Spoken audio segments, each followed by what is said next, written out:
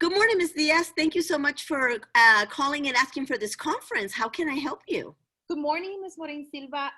So I have a couple of questions. I'm a bit concerned about STAAR testing in April and May, and I would like to see if you would be able to give me additional information on the process. Absolutely, and I'm so happy to hear that as a parent you're concerned about STAAR and that you have STAAR on your mind. I thought it was just teachers who were going crazy about the exam, but it's great to see that parents are too. Yes, absolutely. What can I do to help you? So my first question would be, what is the importance of taking and passing the STAAR test? Outstanding question. If you'll allow me, I'll share my screen because there's actually certain things that I need to explain a little bit better why STAAR is so important. So one of the first things that we would like all parents to know is that STAAR is mandatory state testing. The district does not come up with these exams. They are given to us by the state of Texas. And there are 5 exams that students have to pass in order to graduate. So now there's multiple attempts that the state gives, and the state gives the exams at different times so that the students don't get bombarded by so many tests at one time. 9th grade is a heavily tested year. So in 9th grade, students have to take English 1, Algebra 1, and Biology. Now, if let's just say pie in the sky, they pass all the 3 exams, then their 10th grade year, all they have to take is English 2, and they're done testing for that year. Then in 11th grade, all they have to do is test for U.S. history. So technically, their senior year should be test-free. They should really worry about getting those FAFSA applications, those scholarships, really getting ready to gear up to go to college, join the military, just continue their life outside of high school. But we know that sometimes it's not pie in the sky, and that these tests are heavy, and sometimes students can't pass them. So the state totally understands that. And so what you do is any test that was not passed this year, then you get to move it over to the following year. It's almost, think about it as almost like some of the cell phone companies let you roll over your data. Well, rolling over data is fun, but rolling over STAAR is not very fun, because then you start really accumulating even more tests. So let's just say that in 10th grade, the student realizes they didn't pass or they didn't attempt to take the exams. Okay, so if you opted not to take the exams, guess what? Next year, you now have 4 that you have to take. We're gonna add English 2, and now you're gonna have to take English 1, Algebra 1, and Biology as well. So now there's 4 tests you have to take. Yeah. So now let's just say student was not able to be successful at the exams, you got a 3rd attempt. You can take them during your 11th grade. But now look at how many exams you're taking. 5. Now, if you are not successful during 11th grade, do you still have another opportunity before it comes down to the wire with graduation? Sure you do, senior year. But now the time that you should be concentrating on FAFSA applications and scholarships and getting ready to go into the military, taking that ASVAB and all that, you're now concentrating on passing 5 exams. Now, what happens if you don't pass the exams? You don't graduate. So can you imagine? This is in addition to passing their classes and receiving credit. Absolutely, absolutely. So STAAR is completely on top of, you have to make sure that you pass your classes. Just because you pass, English 1 STAAR, but you didn't pass English 1 class, then you have to pass English 1 class. So everything has to be passed. So what we want to do is minimize the stress the students have.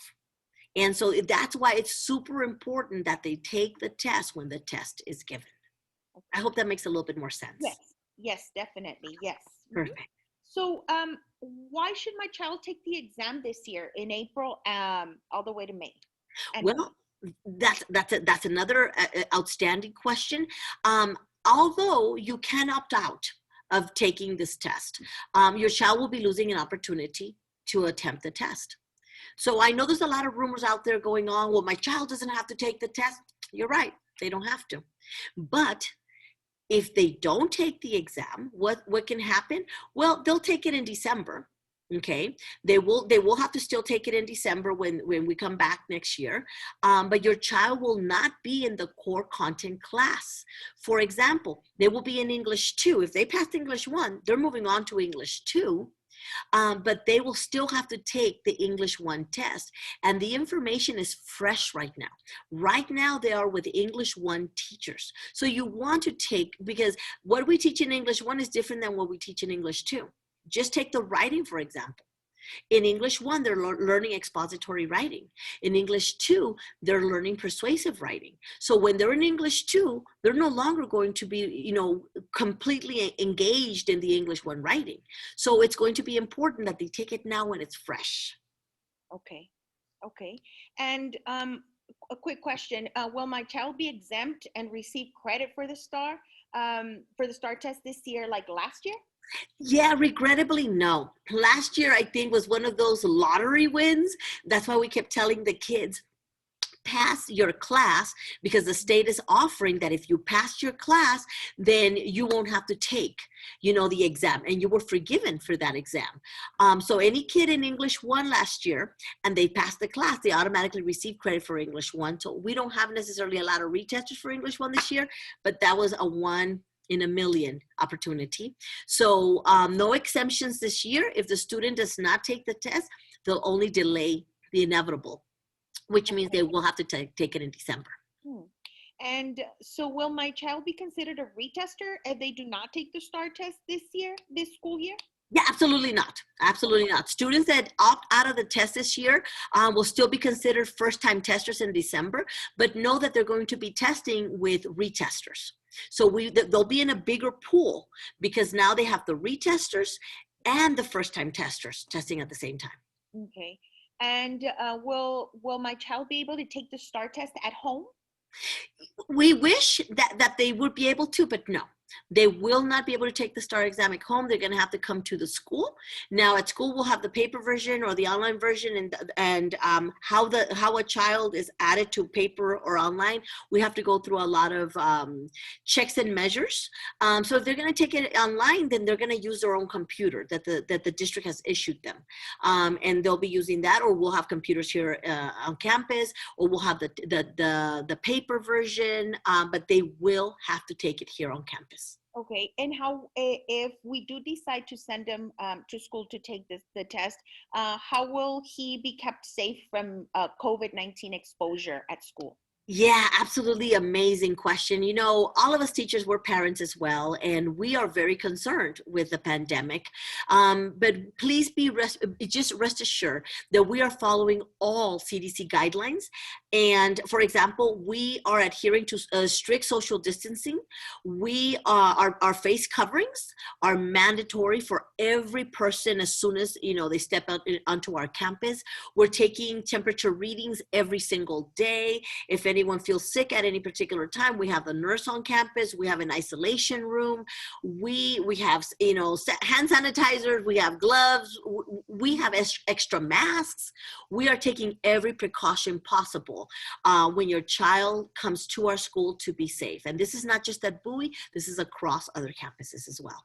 EPISD is committed to keeping our students safe. So basically, what do we have to lose? What do we have to gain? Sending our kids to take the STAAR test? Yeah, so you have nothing to lose, quite honestly. You have nothing to lose, but you have a great opportunity to gain, because the kids get to practice and they get to actually pass the exam. So if they take it, and you know what, statistically it is said that when you do something and you're not stressed out, you do better. And so there's really no stress on them this year. Okay, so it's a great time to practice, take their time. My gosh, what if they do pass? Right. If they do pass, they're on that pie in the sky road, so that next year they only have to take one exam. And then they can really concentrate again to start getting ready for graduation. You might say, Miss, are we talking about graduation in 9th grade? Oh my gosh, yes. We should have started talking graduation in 8th grade, because it takes many years to prepare a child to be able to graduate. And so at the end, we're stressed out as parents, we're stressed out as students, because we didn't take it step by step how it's supposed to be. So taking STAAR now It is an amazing opportunity to be able to start on that path of excellence and be able to not be so stressed at the end. Thank you so much. I feel more at ease right now. You know, I had all these concerns, you know, and taking my son to school and you know, taking the STAAR, how would it, you know, affect his graduation? So thank you very much. I appreciate everything you guys do for our children. Have a great day. Thank you, thank you. No, I want to thank you for reaching out, and you know, and what I want to tell you and all the parents out there is that the same way we're doing this conference right now, teachers can jump on a Zoom at any given time, and we can answer questions. So don't feel like you have to come to the campus, but of course you're welcome. But at any time that you have a question, reach out to teachers, reach out to administrators, reach out to a staff. We're here in it together. It's not an in and out group. It's not us versus them. It is we as a collective community. Working with our kids so that it can be successful. It's been a hard year. We know it has, and we applaud the parents, and we thank you for all the sacrifices you've done to help us do what we've been doing up to this point. But just know that we're available at any given time. Just go ahead and call us, Zoom us. We're here to answer any questions, and thank you so much for taking the time to reach out, Ms. Diaz. No, thank you. Have a great day. Thank Thank you. you so much. Bye-bye. Bye.